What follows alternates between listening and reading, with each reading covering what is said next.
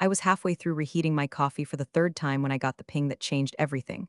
Not a phone call, not a shout down the hall. Just a Teams message that read, "Can you send me your notes on the onboarding process? I want to streamline it." From Matt, the new hiring manager. The one with the $200 haircut and the personality of a LinkedIn post. I stared at the message, then at the cup spinning in the microwave, and muttered, "Jesus Christ. Not again? Let me back up. I've been at the company, let's call it Northwell, for 17 years. I don't just know where the skeletons are buried, I gave some of them CPR.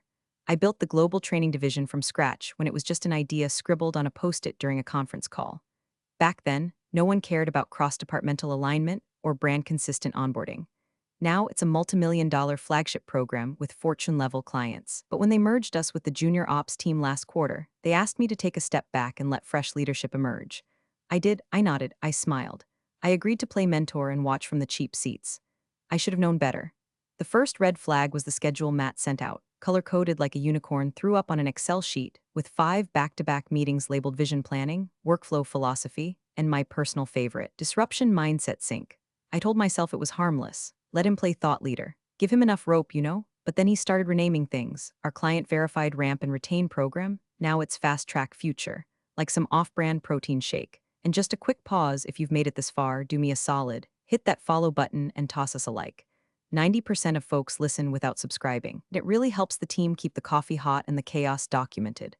Appreciate you. Anyway, I tried not to care. I really did. I focused on transition planning, making sure people didn't fall through the cracks. I met with every new hire, gave them the soft landings I wished someone had given me back in the day. And then Matt, in his infinite wisdom, started reshuffling reporting lines. Quietly at first, then openly. He removed Priya from her team lead position and replaced her with some guy from his last company who once hosted a hustle mindset podcast. Priya had onboarded 12 major accounts last year, but apparently she lacked dynamic energy. Translation: she didn't laugh at Matt's jokes. Same thing happened with Jerome, our data lead. Suddenly his login credentials didn't work. When he asked IT, they said they had a ticket from Matt to sunset redundant access. I bit my tongue. I played the role, smiled through meetings while Matt mispronounced acronyms and made vague threats about raising the bar. I figured legal would catch up eventually. But then I saw the client email, forwarded to me by accident. Subject: legacy process owners the body. Don't worry about Ashley, she's more like a support historian. I'm streamlining the onboarding verticals personally. A support historian, like I was some museum greeter for dead workflows. I stared at it for a good minute, then I screenshotted it, saved it twice, printed a copy and slipped it into my desk drawer next to my emergency Reese's stash. I didn't say a word to him, I just kept documenting, watching, waiting. Because here's the thing about playing the long game, you don't need to shout. You don't need to throw tantrums or start turf wars in Slack. You just need to know where the lines are drawn and who still holds the pen. And what Matt didn't know is that after a quiet little compliance audit last year, my name had been added to the board's contract review list. Quietly, permanently, all I needed was one email, one chain, one misstep from him. And God bless him, he delivered. Matt Matheson strutted into our Monday kickoff like he'd just been cast in a reboot of The Apprentice. Tight suit, no socks, pointy shoes, and the kind of handshake that makes you want to wash your soul. He started the meeting with a PowerPoint titled Culture Reset, Scaling with Swagger. I wish I were kidding. The man said synergy 5 times before we'd even opened the shared doc. I watched the interns nod like bobbleheads while my coffee went cold again. You ever watch someone try to take over a kitchen they've never cooked in? That was Matt. Loud, fast, and hellbent on rearranging every drawer without asking where the knives were. Within a week, he had restructured 3 of our program tracks, ones I personally built from scratch over a decade. He rebranded our onboarding modules from clear, client-tested names to vague nonsense like Ignite, Journey, and Level Up on-ramps. The feedback forms came back blank because no one knew what they'd just learned. I didn't come in swinging. I asked for one-on-one. Polite, curious. Hey Matt, just wanted to sync on some of the changes to the global training side. I've got a lot of background that might help inform direction. He smirked, not smiled, smirked. Oh, that's sweet. I appreciate your legacy insights, but we're trying to future-proof the culture. Legacy insights. I took a breath and nodded. Totally understand. Just let me know how I can help keep things consistent for client expectations. Some of these naming conventions are in contracts. That got a blink out of him. Contracts? That magical word people like Matt think only lawyers worry about. He didn't follow up. Instead, he started pushing changes into shared documentation without version control. Whole process maps deleted. Revision histories mysteriously vanished. He posted final drafts of handbooks that hadn't been reviewed, let alone vetted by legal or compliance. The worst part, he CC'd our external partners on some of those updates, acting like everything was aligned. I pinged HR. They gave me the verbal equivalent of a shrug. It's part of the merger transition. Let's give new leadership some space to define their approach. Right? Define their approach by bulldozing the foundation. A few days later, I got the email that made my eyelid twitch. Forwarded by mistake from a client I'd worked with for 6 years. Subject, Program Inquiry Re, Ashley M. I scrolled down to find Matt's original message. And there it was, plain as day. Don't worry, Ashley isn't involved in the new structure. She's legacy support staff, mostly here for context. I'm driving the new vision personally. Legacy support staff. I sat with that for a moment. Let it simmer like bad chili. This wasn't just some inflated ego flailing around in a new role. He was rewriting the narrative, erasing my name from my own damn work, and broadcasting it externally. That right there crossed a line. I didn't forward that email to legal yet. Instead, I started my own document, titled Misalignment Log GTD Transition. Dry, boring, perfect. I logged every version he deleted, every meeting where he contradicted existing policy, every instance where he referred to contractual materials as suggestions. I wasn't venting, I was building a timeline. I tried one last time to reach out. Dropped a note in his calendar, quick sync on GTD assets and compliance dependencies. He declined it, didn't reschedule. Just shot me a message back, appreciate the context, but I've got it covered. That was the moment I knew we weren't in the same game. See, I've learned over the years that some men don't want collaboration, they want clearance. They want you out of the way, politely and permanently. And they wrap that goal in words like agility and culture shift and fresh perspective. Matt didn't want insight. He wanted an empty room where he could talk uninterrupted. And what he didn't understand was this: I don't raise my voice. I don't barge into meetings. I don't throw fits and reply all chains. But I do know exactly who does care about contract language, scope misrepresentation, and leadership misstatements made to external partners. And unlike Matt, don't need permission to loop them in. The email came in at 6:13 a.m. on a Thursday. Subject line, clarifying scope of authority. I had sent him a polite message the night before, just after reviewing yet another round of program enhancements he'd pushed live without so much as a glance at the original playbooks. I kept my tone measured. Hey Matt, noticing a few deviations in process alignment. Happy to sync and walk through historical context. I'd help smooth things with compliance. I'd even ended with a smiley. A damn smiley. What I got back was 3 sentences of pure arrogant vinegar. I don't care who you are or what you used to do. The old way is gone. Please focus on support tasks and let leadership lead. And just for spice, he'd CC'd 6 people, his VP, a few department heads, and the COO's nephew, the one who hired him. No context, no kindness, just a digital slap in front of an audience, like he was throwing down a gauntlet in the middle of the food court. I stared at my screen, took a long sip of coffee that had gone tepid in my hands. I didn't feel angry, not exactly. It was something quieter, something heavier. I reread it, then once more, just to be sure I wasn't imagining the gall. Then I opened a new message. No rant, no dramatic preamble. Legal counsel at NWC Group subject. Conduct plus contractual concerns GTD transition. I dropped the thread in, top to bottom. No editorializing. Just hi team, looping you in on a developing issue scope clarity and potential risk exposure with external partners. Flagging for review. I BCC'd myself. Twice. Then I opened 3 old folders on my desktop, ones most people had long forgotten existed. The first was called Policy Integration, Notes 2017. Inside were the original memos that laid out the decision authority boundaries for the training division. Boring as beige paint, but important. The second was Board Audit Mins 2022. That one had the paragraph I knew Matt didn't know existed, where compliance officially requested that I be listed as a review stakeholder for all client-facing process updates tied to onboarding. The third was the juiciest, Q1 contract rollover notes. Inside, detailed language that tied program naming conventions and step sequences directly to SLAs with 3 of our biggest clients. I BCC'd those folders to myself in a zipped archive, titled the email, reference GTD structure auth internal only, sent it to my personal archive address, one I'd used to prep decks before flights. Then I shut my laptop. Didn't respond to Matt. Didn't reply all with a fiery monologue about respect, contribution, or tenure. Didn't stomp into anyone's office demanding justice. Instead, I walked to the kitchen, made a fresh pot of coffee, and texted my friend Sandra in legal, heads up. You'll see something in your inbox flagged GTD. You'll like it or hate it. Maybe both. She responded 3 minutes later with a skull emoji and we should talk Monday. By lunch. The email thread had been opened 6 times by legal and 2 by internal risk. Matt probably thought he won the exchange. Probably strutted around the office bragging about how he put a relic in her place. Maybe he even cracked a joke about old dogs, new tricks. But here's what Matt didn't understand. This wasn't a high school debate. It wasn't about who shouted loudest or flexed the biggest org chart. This was a compliance-governed structure inside a publicly visible corporation with liability thresholds and fiduciary oversight. He wanted to establish dominance. I wanted to establish documentation.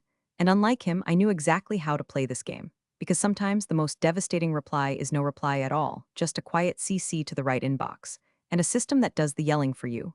Monday came, so did the meeting.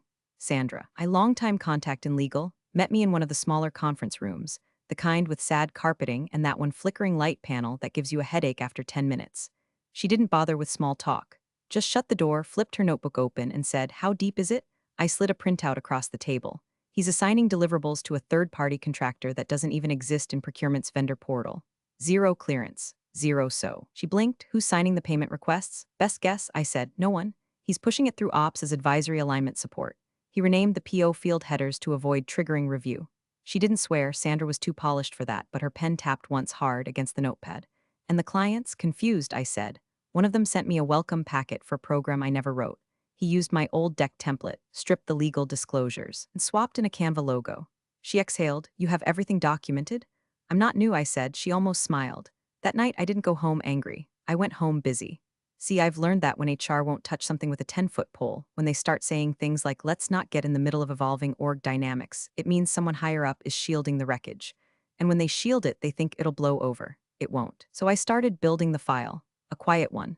One no one could accuse me of weaponizing because every entry was a question. In one shared doc, where Matt had replaced the phased integration plan with a 2-sentence vision statement, I added a comment. "Can you confirm client approval for these updates?" Original scope included phased benchmarks tied to Q4 metrics. No reply. In the Slack channel where he posted a cheerleading GIF with the caption, "We're revamping the onboarding journey," I replied simply, "Will legal be re-reviewing client-facing content before distribution?" Radio silence. I didn't argue, didn't escalate. Just saved screenshots and timestamp logs to my archive folder titled GTD Clarifications Q3. Innocent, non-confrontational, but deadly in sequence. Meanwhile, check the contractor names he'd been dropping on calls. Tony from strategy, Bethany from engagement. I searched the vendor list. Nothing. Not a single onboarding doc, W9, or NDA on file. I sent procurement a polite, open-ended email. "Quick confirm, are any new GTD-aligned vendors pending intake or approval this cycle?" They replied, "No current entries. Please flag if someone's operating ahead of formal registration." I started. Moved it to the critical threads subfolder. Every day, Matt made it easier. One day, he uploaded a slide deck for an internal pitch. It included client logos, all of them, zero usage rights. I left one comment just noting, "Brand approvals not on file for external usage. Should we submit request?" No edit, no reply, but I saw the read receipt. I started keeping copies of everything, not in a cover your ass way, in a line up the darts on the board way, because I knew what Sandra was doing in parallel. Quietly checking Matt's hiring paperwork, his scope docs, the dotted lines between his supposed authority and actual authorization. And every time I thought about going scorched earth, blasting him in an email or yanking control of the training drive, I reminded myself, this isn't about me winning an argument. It's about letting him keep walking off a cliff he doesn't know is there. You don't have to push when the ledge is already crumbling. You just document where the cracks are. And when the collapse happens, you point and say, "It's all in the file." The message came through just after lunch, subject line, "Team Realignment Update." Matt had posted it in the All GTD channel, like a kid showing off his finger paint masterpiece. His wording was pure startup buzzword stew, in line with our acceleration goals. We're streamlining the GTD leadership model to emphasize agile impact. Effective immediately, several team lead roles will sunset to make space for leaner, more forward-facing hires. Sunset, like my people were beach vacations and not the backbone of the entire client onboarding pipeline. I read it 3 times, then again slower. He had axed 3 senior leads, Jerome, Priya, and Leela, without even pretending to consult me.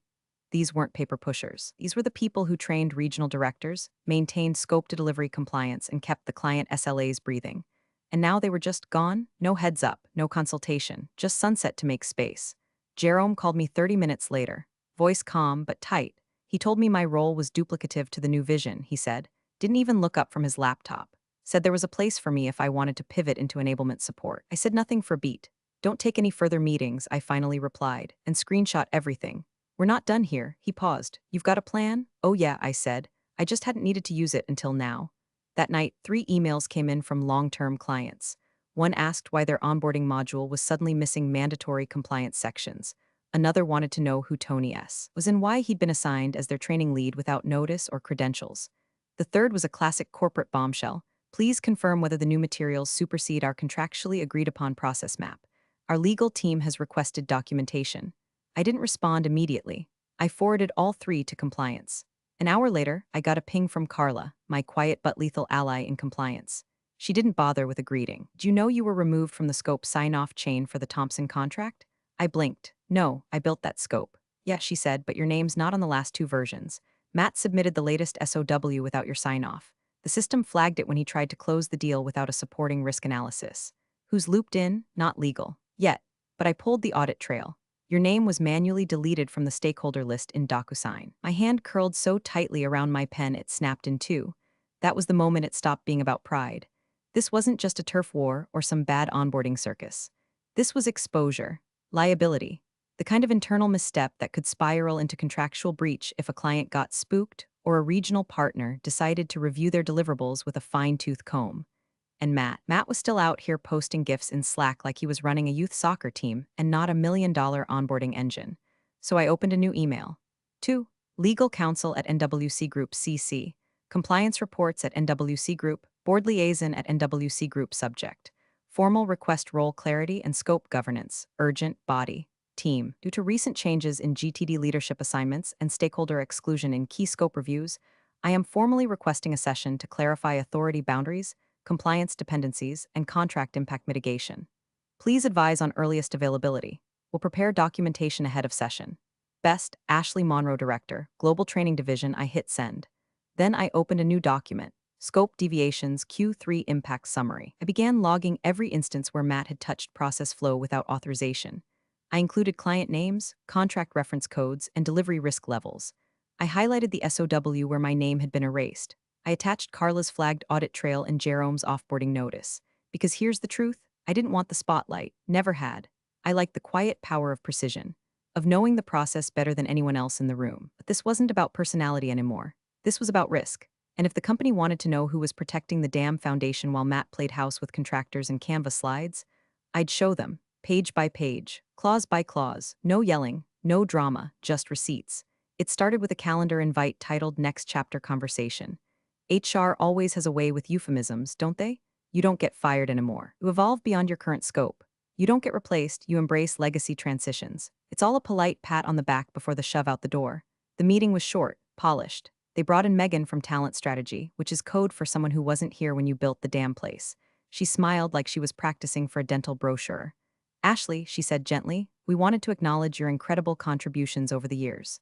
Truly. And with all the exciting directional shifts in GTD, we thought it might be time to discuss how best to honor your legacy while making space for new leadership energy. I nodded slowly. So this is the part where you sunset me. Megan blinked, surprised I'd said it out loud. I wouldn't put it that way, she stammered. I would, I said. But don't worry, I'm not here to fight it, that threw them. Megan looked over at her HR partner like I'd spoiled the script, but I wasn't going to give them the satisfaction of resistance. That wasn't the move. I'd be open, I continued, to a graceful transition plan. No drama, no press releases, just a structured handoff. But to ensure continuity, especially with current deliverables, I'd need to document the active workflows, not for me, for the new leadership. Megan exhaled, relieved. That sounds incredibly mature. Legacy behavior, I smiled. You know how we are. The next day, I asked for access to project archives, program logs, and all SOW reference files tied to GTD over the last 6 quarters. Said I needed them to build the transition packet. No one batted an eye. I even set up a clean SharePoint folder labeled GTD Retire Plan. It looked harmless. Dull, even. Like I was filing away old manuals before disappearing into early retirement. What I was actually doing was lining up a forensic trail. Every unauthorized edit Matt had made. Every deleted approval path. Every contradiction between what he told clients and what the contracts actually said. And oh, there were contradictions. He'd started sending out vision briefs to major clients, touting new service bundles, revised timelines, and accelerated onboarding windows. Except none of it was real. He promised a 48-hour turnaround time to a healthcare client whose contract explicitly stated a 5-day compliance buffer.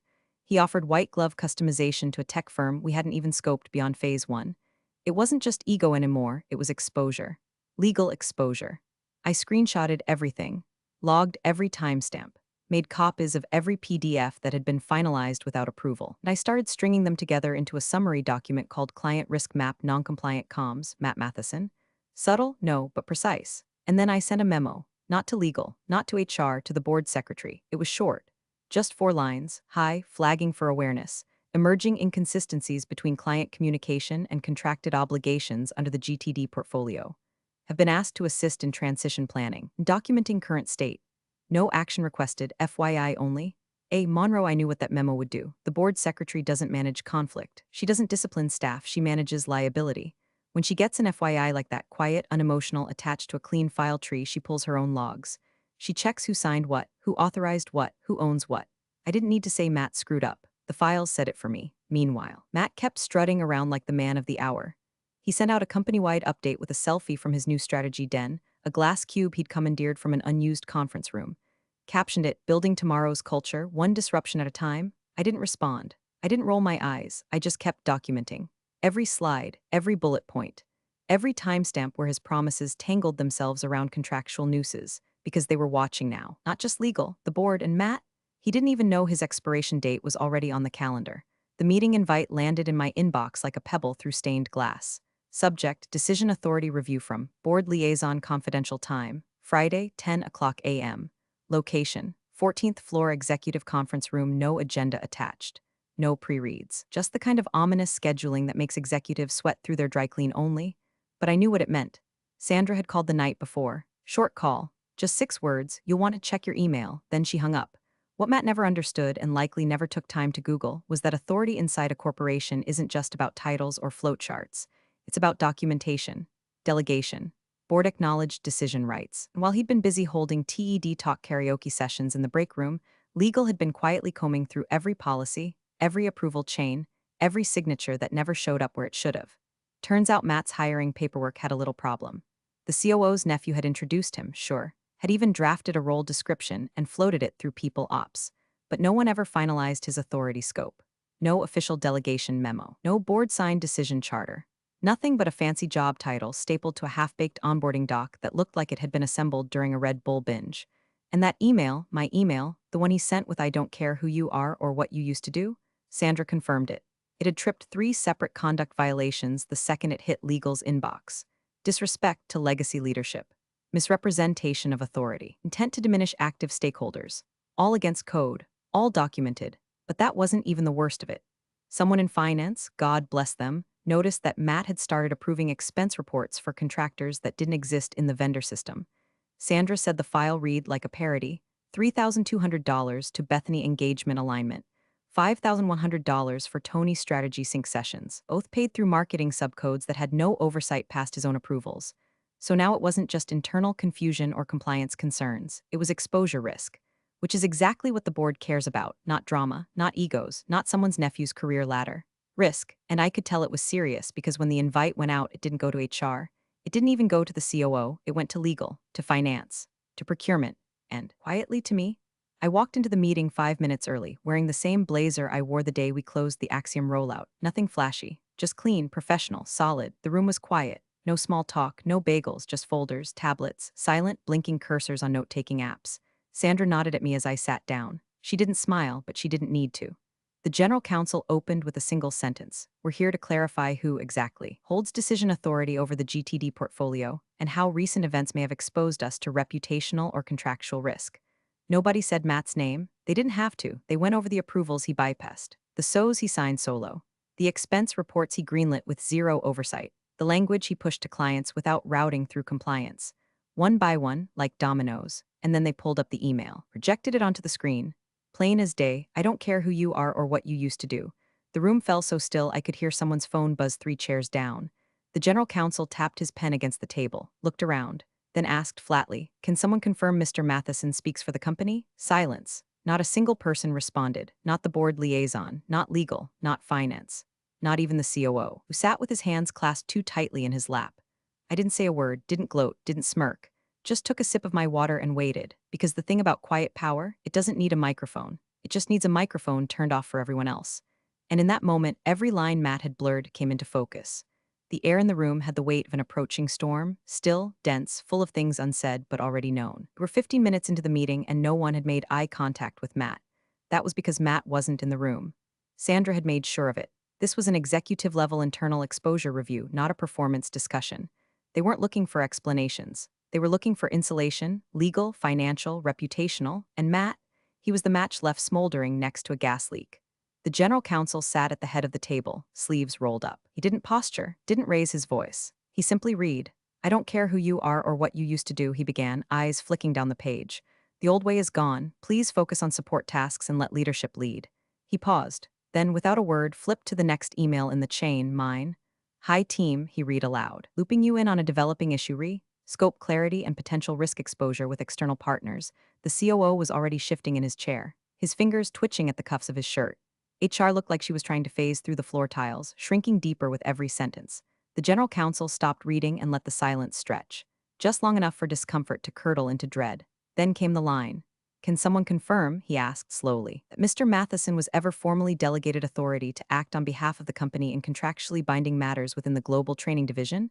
No one answered. Not the COO, not the VP of HR, not even Megan, the HR partner who'd smiled her way through my transition planning last week. Her lips were pressed together so tightly she looked like she'd swallowed a paperclip. The general counsel turned to me. Calm, direct, Miss Monroe. Do you have any documentation that would help clarify the proper decision flow? I didn't say a word. I reached into my leather folder, pulled out a single document, and slid it across the polished table. It was the 2022 Compliance Audit Summary. Bookmarked, highlighted, signed by the board. Page 12 outlines stakeholder designations for the GTD portfolio, including a line that read, Final scope approval for all onboarding-related client engagements shall require review and sign-off by the Director of Global Training or an appointed delegate as confirmed by Board Resolution 17.4. And beneath that line, in legal black and white, delegate, blank appointee. Ashley Monroe, the General Counsel, took one glance and nodded. This predates Mr. Matheson's hire. Yes, I said, my first word of the meeting. Board liaison closed her tablet slowly. And there's no record of that delegation ever being revised. No, I replied, there's not. Silence again, but not the awkward kind, the settling kind, the sound of clarity clicking into place, of consequences beginning to take shape. The COO tried to speak then, half a sentence, maybe less. We believed belief, the general counsel interrupted, is not governance. That shut him up. I leaned back in my chair, not triumphant, not smug, just done. My hands folded in my lap, my face neutral.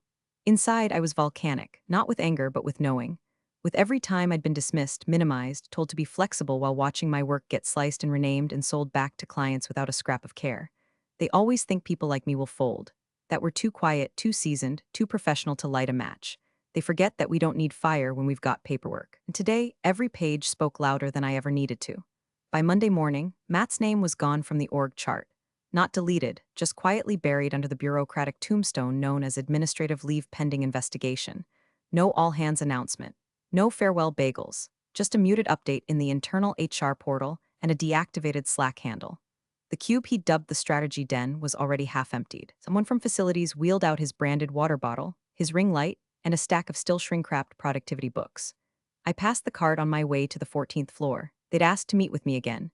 No calendar tricks this time, just a plain invite from the board liaison's assistant, review of transition options. Sandra met me outside the room with a tired smile and a steaming cup of the good coffee, not the brown sludge from the communal pot. They're not just here to thank you, she said. They're here to offer you the keys. Inside, the general counsel and two board members were waiting. We've reviewed your files, one of them said. We were impressed by your discretion and your accuracy. I gave a small nod. We'd like to formally offer you a new role, he continued, Director of Strategic Integrity for the GTD portfolio.